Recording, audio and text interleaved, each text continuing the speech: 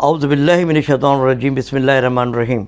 Lodhi birds की जानिब से अस्सलाम वालेकुम। व्यूअर्स, आज की वीडियो बहुत ही इंटरेस्टेड है और ये डक फार्मिंग के हवाले से बात की जाएगी। और मैं ये चाहता हूँ कि आज की ये जो वीडियो है मेरे साहबजादे उबैद अहमद लोधी साहब हैं, मैं इनके हैंड ओवर कर रहा हूँ कि ये इसकी सारी कंपेयरिंग करें और सारा इसके मुतालिक आपको डिटेल से बताएं कि डक फार्मिंग कैसे की जाती है। और आज मैंने इनको एक नई जिम्मेदारी दी है कि भाई ये वॉइस रिकॉर्डिंग भी आप करें और अच्छा से अच्छा नॉलेज मेरे व्यूवर्स को आप प्रोवाइड करें।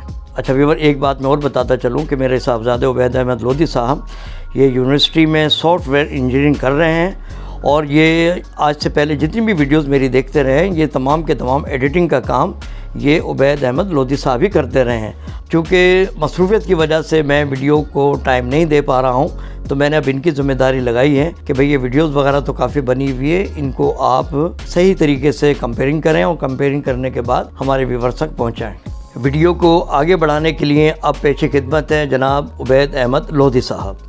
अस्सलाम वालेकुम व्यूअर्स। तो जैसा कि आपको पता है कि सर्दियों का मौसम आने लगा है और इस मौसम में तकरीबन सबको ही अंडों की ज़रूरत पेश आती है। और अगर आप ये अंडे मार्केट में लेने जाएं तो आपको पता ही है कि उसके प्राइस दिन ब दिन बढ़ते ही जा रहे हैं। तो इसलिए अगर आपके पास थोड़ी सी जगह है कि जहाँ पर आप डक की फार्मिंग कर सकते हैं, तो मैं कहता हूँ कि डक की फार्मिंग एक बेहतरीन ज़रिया है अंडों के लिए।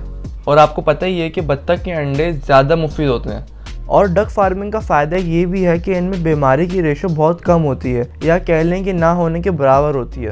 तो इस वीडियो में हम ये डिस्कस करेंगे कि डक की फार्मिंग किस तरह की जाती है, शेड किस तरह बनाया जाएगा और उनकी रिक्वायरमेंट्स क्या क्या होती हैं और उनको कैसे पूरा किया जाता है। वो सब चीज़ें आज हम इस वीडियो में डिस्कस करेंगे। और एक डक तकरीबन 12 से 18 एग्स ले करती है। जब एक प्रॉपर तादाद मुकम्मल हो जाती है फिर उसके बाद जाके प्रोसेस आता है कि वो अंडों पे उसका बैठना प्रॉपर और फिर बच्चों का निकलना, तो वो कहानी बाद में आती है। पहले ये अपने अंडे पूरे करती है। अच्छा, अगर आपको सिर्फ अंडों के लिए बत्तख रखनी है तो आप ये कर सकते हैं कि एक मेल डक ले लें और उसके साथ मल्टीपल फीमेल डक रख सकते हैं। तो उससे ये कि अंडों की तादाद में जाहिर सी बात है इजाफा होगा। और अगर आपको अंडों से बच्चे निकलवाने हैं तो फिर आप एक पेयर रखें अलग से, तो वो ज़्यादा बेहतर है। अब जो बच्चों से रिलेटेड वीडियो के बच्चे कैसे निकलवाने हैं और इन बच्चों का और अंडों का किस किस तरह से ख्याल रखा जाता है, तो ये सब जो बातें हैं ये हम करेंगे इसके नेक्स्ट पार्ट में। इस वीडियो में हम बस आपको इन्वायरमेंट बताएंगे, किस तरह का इन्वायरमेंट देना चाहिए इनको, किस तरह का खाना पीना देना चाहिए। तो वो सब जो टॉपिक हैं वो आज इस वीडियो में कवर होंगे। तो पहले हम इसके शेड की बात कर लेते हैं कि हमने किस तरह का शेड प्रोवाइड किया हुआ है इनको और उसकी हाइट क्या है, लेंथ क्या है, डेप्थ क्या है। तो पहले हम इस वीडियो में वो डिस्कस कर लेते हैं। तो ये जो शेड दिख रहा है आपको वीडियो में, इसकी हमने लेंथ रखी है 10 फीट और अगर इसकी चौड़ाई की बात करें तो वो हमने रखी है 3 फीट और इसकी जो हाइट है वो तकरीबन है 4 फीट। ये हमने एक एल टाइप का शेड बनाया हुआ है। आगे जो है हमने इनके लिए एक तालाब बनाया हुआ है, वो भी आपको दिखाएंगे अभी। तो कहने का मकसद ये है कि हम इस तरह की जगह में भी इनकी आप फार्मिंग कर सकते हैं। और अगर आपके पास और ज़्यादा बड़ी जगह है तो आप उसके हिसाब से अपने शेड को बढ़ा भी सकते हैं। अब जो आपके सामने तालाब दिख रहा है इसकी मैं आपको लेंथ बताता हूँ कि इसकी जो लेंथ हमने रखी है वो रखी है 5 फीट और इसकी चौड़ाई जो है वो हमने रखी है 3 फीट और जो हाइट है वो है 3 फीट। अगर आप डक की फार्मिंग करना चाह रहे हैं ना तो इनके शेड में तालाब होना बहुत ज़रूरी है। अच्छा, अब मैं आपको तालाब का थोड़ा स्ट्रक्चर बता देता हूँ। तो देखिए, हमने ये साइड में सीढ़ियाँ भी लगाई हुई हैं, जैसा कि आपको दिख रहा है ब्लॉक की सीढ़ियाँ बनाई हुई हैं। तो इसलिए बनाई हुई है ताकि बत्तख जो है हमारी वो आराम से इस तालाब में जा सकें। और आपको दिख रहा होगा कि हमने एक मार्बल का थोड़ा सा स्लेब भी लगाई हुई है कोने की साइड में, वो भी इसलिए ये कि उनको ऊपर आने में और वापस जाने में कोई मसला ना हो। अच्छा देखिए, अब इस तालाब में हमने ऊपर की साइड पानी की एंट्रेंस की जगह बनाई हुई है और पीछे हमने एक वॉल लगाया हुआ है जिससे ये पाइप कनेक्ट हुआ हुआ है और जब वो वॉल खोला जाता है तो उसके अंदर पानी आना शुरू हो जाता है। उसी के साथ हमने नीचे एक ओवरफ्लो का भी लगाया है, क्योंकि जाहिर सी बात है जब पानी भरता रहेगा तो बाहर भी निकलने की जगह है, वरना तो हमारे पूरा शेड ख़राब हो जाएगा। तो उस चीज़ को कवर करने के लिए हमने एक ओवरफ्लो का पाइप भी लगाया हुआ है कि अगर उसमें पानी ज़्यादा भर जाता है तो यहाँ से निकल जाए। तो अब जाहिर है कि जब आपने तालाब में पानी भर लिया है और उसमें बत्तखें आपकी नहा रही हैं तो वो तालाब गंदा भी होगा। आप 1, 2, 3 जितनी भी आपकी तादाद है बत्तों के हिसाब से आपका पानी उतनी जल्दी गंदा होगा। तब उसको साफ़ भी करना है। अब उसको साफ़ करने के लिए अब जो पूरा पानी भरा हुआ है उसको आप बाल्टी के ज़रिए निकालेंगे तो नहीं, वो तो बहुत टाइम लग जाएगा और आपकी मेहनत भी ज़ाया होगी। तो उसके लिए हमने इस तरह का एक और वॉल लगाया हुआ है। तो जैसे ही इस वॉल को खोलते हैं तो अंदर का जितना भी गंद है, जितना भी गंदा पानी है वो सब बाहर आ जाता है। अच्छा, तो जब हम शेड की बात कर रहे हैं तो ये दिखेगा कि जो सरफेस है इस शेड की वो हमने मिट्टी की रखी हुई है, और वो भी होना बहुत ज़रूरी है।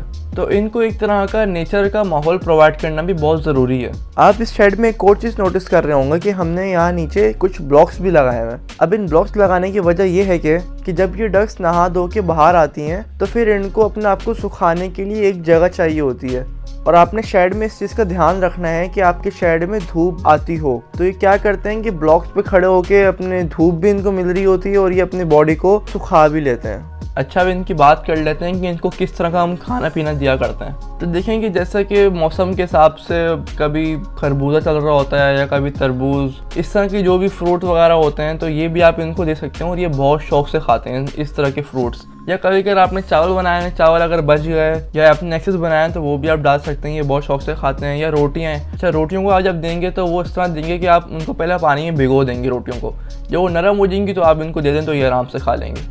अच्छा, अभी देखें कि साथ में हमने इनके लिए ड्राई मिक्स फीड बनाई हुई है, और उसमें यही है कि आप ये लाल चावल, कटर मकई और मोटा बाजरा या आप हम वजन ले लें और इसको मिक्स करके आप ये भी डाल सकते हैं साथ में। अच्छा, दूसरी एक इम्पॉर्टेंट बात ये है कि जिस तरह कि आप ये तालाब देख रहे हैं कि पानी तो ऊपर मौजूद है, लेकिन आपको नीचे पानी का एक अलग से और बर्तन रखना है। जैसा कि आप ये देख रहे हैं कि शेड की जो सरफेस है ये मिट्टी की है।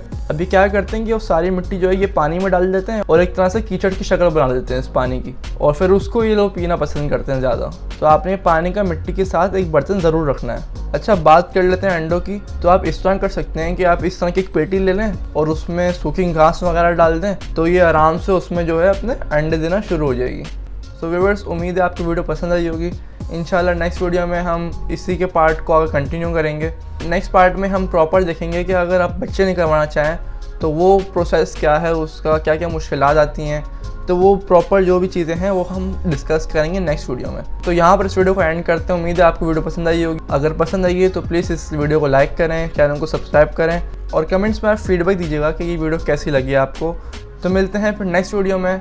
अपना और अपने बर्ड्स का ख्याल रखिएगा। अल्लाह हाफिज़।